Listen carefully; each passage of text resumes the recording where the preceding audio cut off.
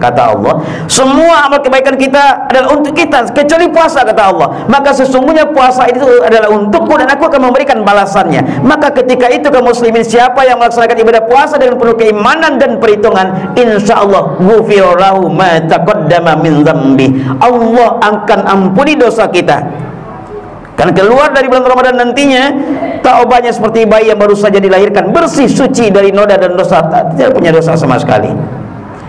Makanya tujuan dari ibadah puasa Ramadan itu kaum muslimin di akhir ayat Al-Baqarah 183 itu la'allakum tattaqun, agar kamu mudah-mudahan kamu menjadi orang yang bertakwa.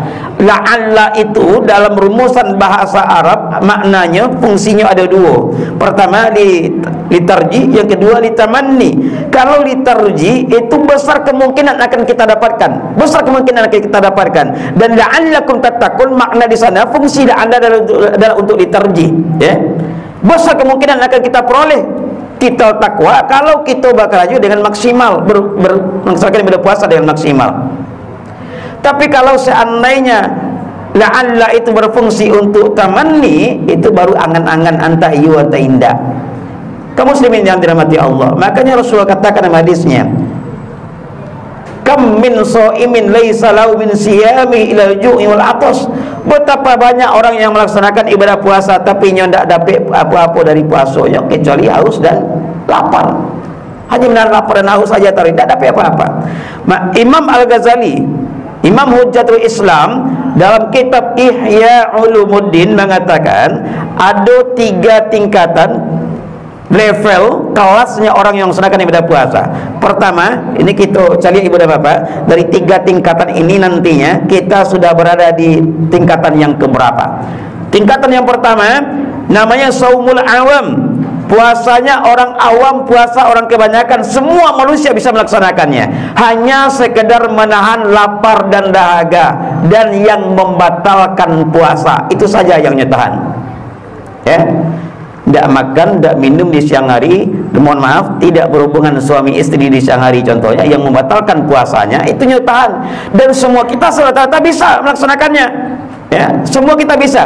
Tapi kalau hanya sekedar modal itu kita puasa ibu dan bapak, sekedar menahan lapar dan dahaga, ya, sementara kuping kita, telinga awak, mulut kita, mata kita, panca indera kita tidak kita jaga dari sesuatu yang dilarang oleh Allah, dari yang diharamkan oleh Allah, maka kita berpuasa hanya dapat panik saya rawanya. Kam min shaimin laisa lahu min siyami ilal jumal atas. Tidak akan mendapatkan apa-apa dari puasa kita kecuali lapar dan haus saja, kata Rasulullah. Maka di tingkatan yang kedua kaum muslimin, ada orang yang berpuasa nyutahan lapar dan dahaga, tidak makan dan tidak minum, dia tahan yang membatalkan puasa, tapi juga dia mengontrol dirinya dari yang membatalkan ibadah puasa.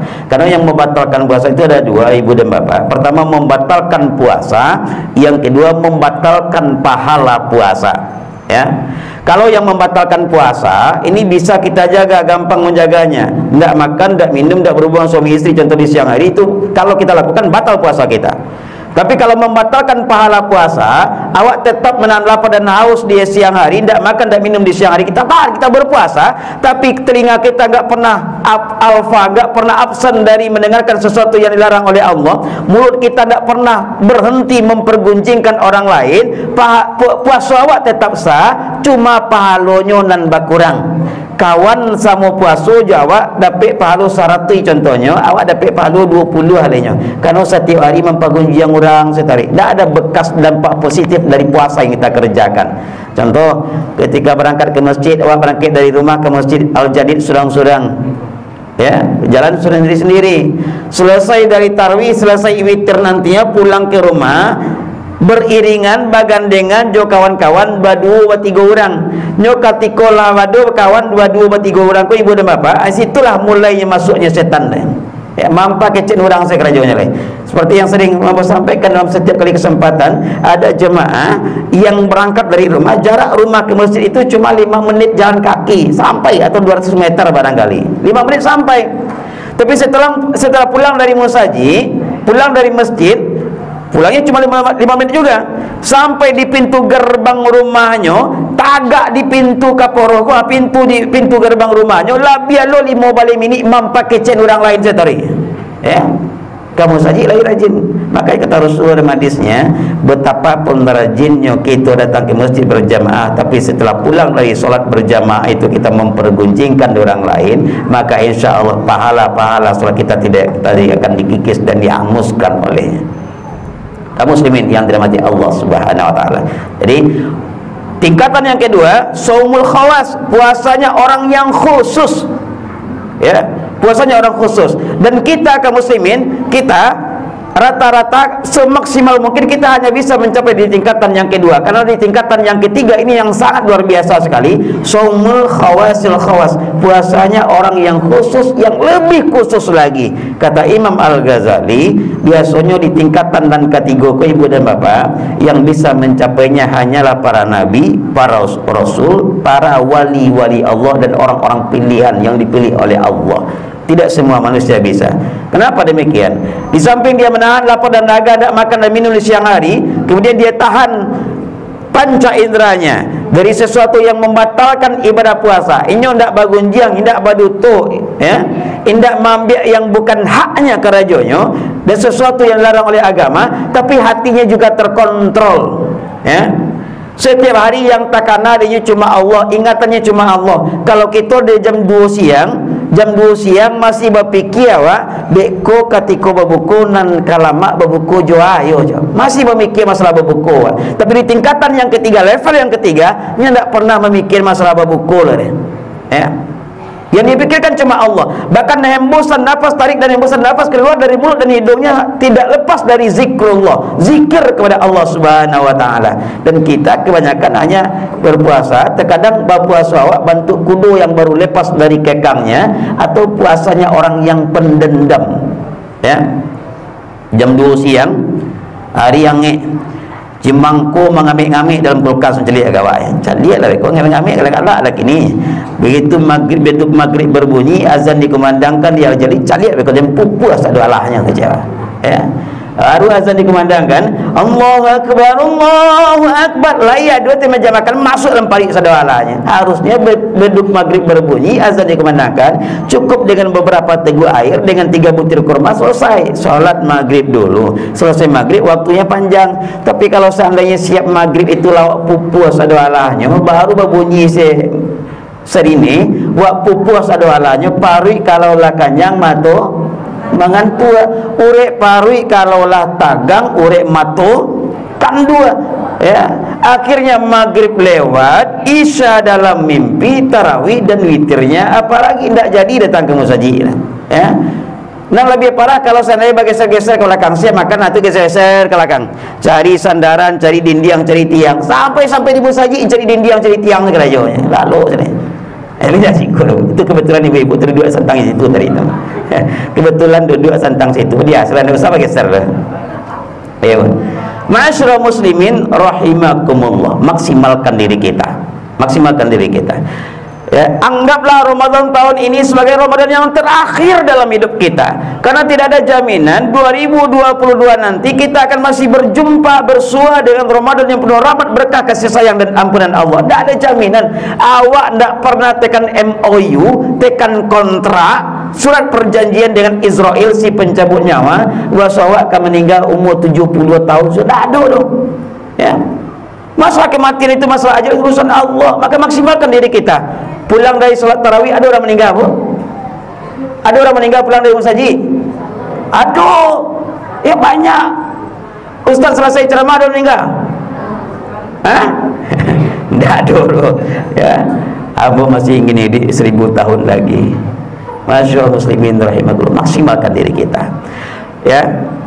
Kalau kita sudah menganggap bahwa Ramadan tahun ini sebagai Ramadan yang terakhir dalam hidup kita, maka dalam kehidupan ini kaum muslimin selama bulan Ramadan kita akan berusaha semaksimal mungkin memperbanyak ibadah kita, meningkatkan kuantitas dan kualitas ibadah kita kepada Allah Subhanahu wa taala. Sahabat Rasulullah saramu sabale bulan ibu dan bapak mereka itu sahabat itu mencari mengajar rezeki banting tulang bekas keringat lamanya. Tapi ketika masuk bulan Ramadan, semua aktivitas itu mereka hentikan, fokus beribadah kepada Allah Subhanahu wa taala. Kini awak puasalah sampai hari, ya, lah sampai hari kita puasa sejak Selasa, Rabu, Kamis, Jumaat. Kira-kira lah bara halaman Al-Quran yang ibu baca. Ala bara juz Al-Quran awak baca bu. Ala sampai juz, alhamdulillah tu baru santiang ibu, 2 jempol tu ibu. Ya. Sampai juz. Ya. Imam Syafi'i selama bulan Ramadan beliau berhasil khatam Al-Quran, tamat dia membaca Al-Quran sebanyak 60 kali. Itu Syafi'i.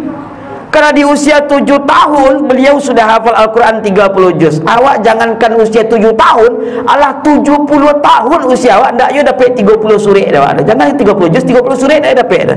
Kadang-kadang selesai solat, selesai Al-Fatihah dan dibaca surat pendek ke surat langganan saja sudah adanya. Inna a'tayna qul huwallahu al-falaq an-nas wal asri, ya, izaja ala marasai itu ke itu ala puwe ala lusuh ala pudal ala lanyak surat dan seketik itu saya tarik. Saya tamat dari TPA zaman saya suat lah hampir 50 tahun yang lalu sampai kini tidak ada keinginan untuk menambah hafalan Al-Quran kita. Ya, awak ndak mana talak 60 kali ibu dan bapak, ndaklah, minimal sekali selama bulan Ramadan ko. Ramadan 30 hari, Al-Quran 30 juz, sehari bisa sajuz. Sajuz itu 20 halaman. Solat nan wajib sehari semalam itu 5 kali, subuh sampai isya. Artinya 20 bagi 5 sampai siap subuh ibu baca sampai halaman. Selesai zuhur tambah sampai halaman, minimal lah 8 halaman. Siap asar tambah sampai halaman sambil mengacau kolak di dapur, tangan kiri mengacau kolak, tangan kanan menguci Al-Quran. Kolak masak, Al-Quran selesai dibaca sampai halaman lah 2 balik. Siap maghrib tambahlah sampai halaman. Pulang dari tarawih beko minimal sampai halaman 10 kita baca Al-Quran. 5 kali sampai 20 selesai sajus dalam hari sehari. Kalau lain nama, ya, 4 halaman itu cuma butuh waktu sekitar 10 sampai 15 menit.